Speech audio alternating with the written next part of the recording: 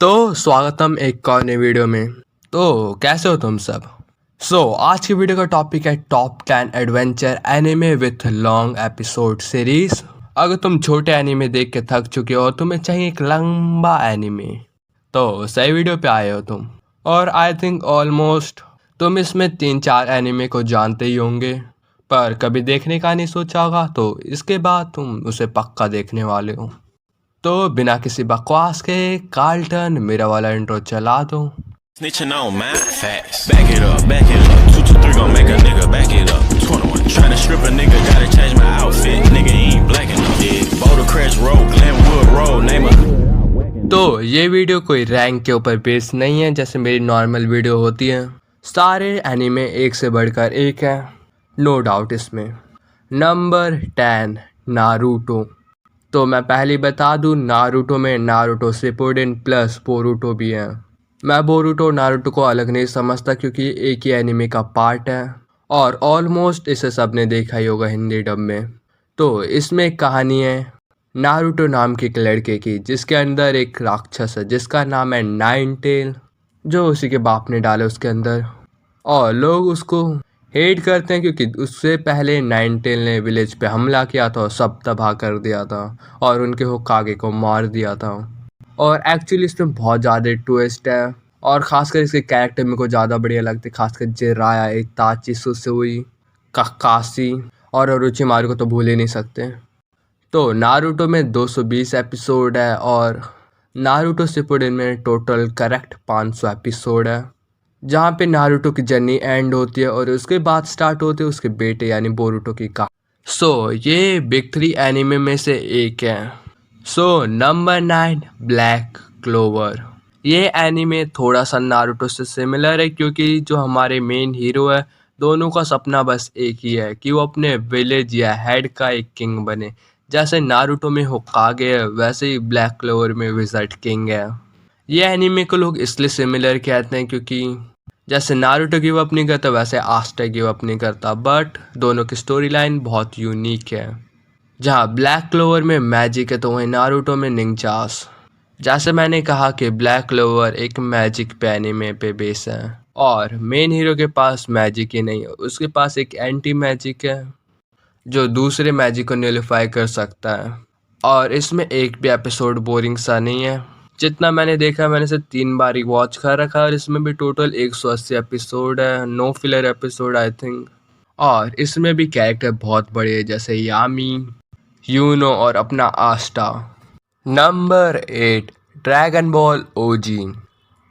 तुम में से आधे लोगों ने तो इसे देख ही रखा होगा क्योंकि जो आजकल के न्यू एनिमे फैन आते हैं वो ड्रैगन बॉल ओजी नहीं देखते, बट जो पुराने एनिमे फैन हैं उन्हें बस ड्रैगन बॉल की कदर पता है। मैं ड्रैगन बॉल जी या सुपर की बात नहीं कर रहा, मैं ओरिजिनल ड्रैगन बॉल की बात कर रहा हूँ जिसमें गोकू बच्चा होता है, वो अपनी जर्नी स्टार्ट करता है जहाँ पे वो बुल्मा के साथ 7 ड्रैगन बॉल इकट्ठा करता है, जो लिटरली कॉमेडी है और सारे एनिमे इसी से इंस्पायर होके बने। तो तुम इसे कह सकते हो कि सारे एनिमे का दाता है क्योंकि ये लिटरली सच में बहुत पुराने, आई थिंक 1981, जो सबसे लंबे एनिमे यानी डिटेक्टिव कोनान से भी लंबा है। Give it watch. Number 7 rising of zero healed. इसके टोटल 36 एपिसोड है, पहले सीजन में 24 और दूसरे सीजन में 12 और आगे के सीजन अभी आना बाकी है। रही बात इसकी स्टोरी लाइन की तो हमारे मेन हीरो का नाम है नाओफुमी, जो एक तरीके से इसेकाई एनीमे है। एक्चुअली मेन हीरो इसमें मरता नहीं है बट डायरेक्टली दूसरे वर्ल्ड में ट्रांसफ़र हो जाता है और जिस वर्ल्ड में हमारा मेन हीरो आया है वो एज अ हीरो चुना गया है और उसके साथ 3 लोग और आए हैं बट वो अलग अलग समय से आए हैं। मतलब वो अर्थ से बट समथिंग कोई 2000 से तो कोई 2015 से है। वाई ये स्टोरी इतनी इंटरेस्टिंग क्यों है। इसमें तुम्हें देखने को मिलेगा रिवेंज, जहाँ पे मेन हीरो कमज़ोर होता है और बाद में वो ताकतवर बन के आता है जिनसे उन हीरो को जला देता है क्योंकि मेन हीरो के पास होती है सील्ड पावर। और एक्चुअली मैं तुम्हें पहले एपिसोड के लिए ज़्यादा स्पॉइल नहीं करना चाहता, ज़रूर देखना क्योंकि इसमें रिवेंज होगा खासकर किंग की बेटी के साथ, बट वो लेटर ऑन एपिसोड में होगा। पहला एपिसोड आई थिंक 40 मिनट का होगा और उसके बाद सारे नॉर्मल 24 मिनट के होने वाले हैं। और इसका थर्ड सीजन अगले साल आई थिंक आ ही जाएगा। Number 6 place up. सो इस एनीमे में टोटल 48 एपिसोड है और मैंने शायद से इसका नाम अच्छे से प्रोनाउंस नहीं किया होगा, तुम इसका नाम स्क्रीन पे देख चुके होगे।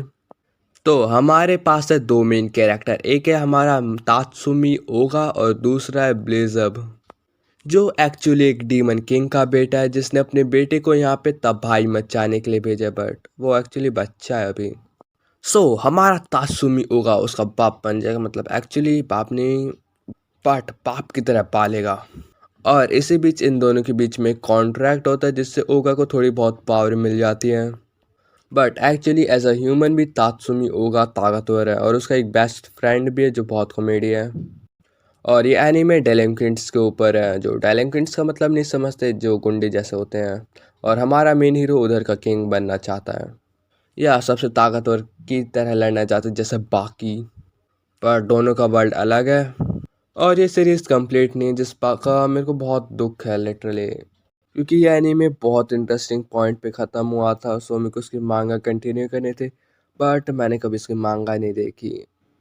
अगर तुम चाहोगे तो मैं इसकी मांगा थोड़ी बहुत एक्सप्लेन कर दूंगा बाद में, सो जाओ देखो। Number 5 bleach, one of the biggest 3 anime. जैसे नारुतो है वैसे ब्लीच भी है। सो इसमें हमारे मेन कैरेक्टर का नाम है इचिको कुरासाकी और इस वर्ल्ड में पावर है बांकाई की, जो अपने पास एक अलग अलग तरीके के वेपन रखते हैं और इनके पास 2 टाइप के फॉर्म होते हैं जो तुम आगे चल के देखोगे।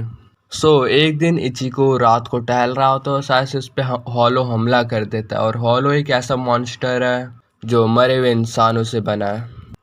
मैं खुद तुम्हें इसकी स्टोरी लाइन इतने अच्छे से समझा नहीं सकता क्योंकि मैंने ब्लिच को आधा ही ड्रॉप कर दिया था एटलीस्ट। सोसाइटी आर्क देखने के बाद मेरे को बोरिंग लगने लगा था, तो मैंने उसे ड्रॉप कर दिया। बट तुम मेरी तरह ये गलती मत करना, क्योंकि मैं बाद में ब्लिच देखूंगा, बट राइट नाउ मैं अभी फेरी टेल देख रहा हूँ। सो तुम जाके ब्लिच देखो और बताना कि कहानी क्या है। नंबर 4 सबसे कॉमेडी एनीमे बोले तो गिनतामा, और एक्चुअली इसमें 300 प्लस एपिसोड है और मैंने इसे भी ड्रॉप कर दिया था 40 एपिसोड देखने के बाद। हाँ, मैंने ब्लीच और गिनतामा दोनों ड्रॉप कर दिए थे एक्चुअली, मत पूछो क्यों, बस कर दिए थे मैंने। तो उस हिसाब से मैं तुम्हें इसकी बस 40 एपिसोड के बीच की स्टोरी बता सकता हूँ, जो आई थिंक इनफ होगा तुम्हें देखने के लिए। सो हमारा मेन हीरो है जिसका नाम है गेन, जो एक पहले एक्स सामुराई था और इस अर्थ पे हमला कर दिया था कुछ एलियंस ने और हमारे मेन हीरो ने उसमें से लड़ा था।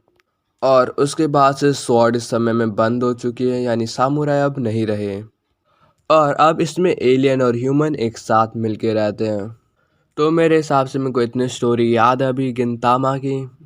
और गिनतामा इसलिए पॉपुलर है क्योंकि वो कॉमेडी एनीमे बहुत, इसके किसने प्रोडी नहीं की होगी। असैसिन क्लासरूम, ड्रैगन बॉल और पी एनीमे है। सो गिनतामा अगर तुम्हें देखना हो जब तुम्हें हंसने का मन करे। नंबर 3 फेयरी टेल, जो मैं अभी करंटली वॉच भी कर रहा हूँ और मैं इसके सेकेंड सीजन पे हूँ।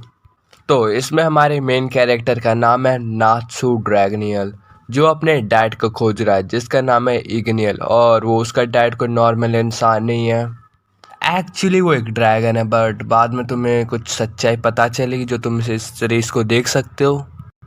तो ये अपने एक दिन डैड की खोज में वो एक टाउन में जाता है जहाँ पे वो लूसी से मिलता है, जो इस सीरीज की मेन हीरोइन है। सो उसकी जर्नी तब से यहाँ से स्टार्ट होती है क्योंकि नात्सु एक फेरी टेल गिल्ड का हिस्सा है और इस गिल्ड में बहुत अजीब, मतलब बहुत बढ़िया लोग हैं।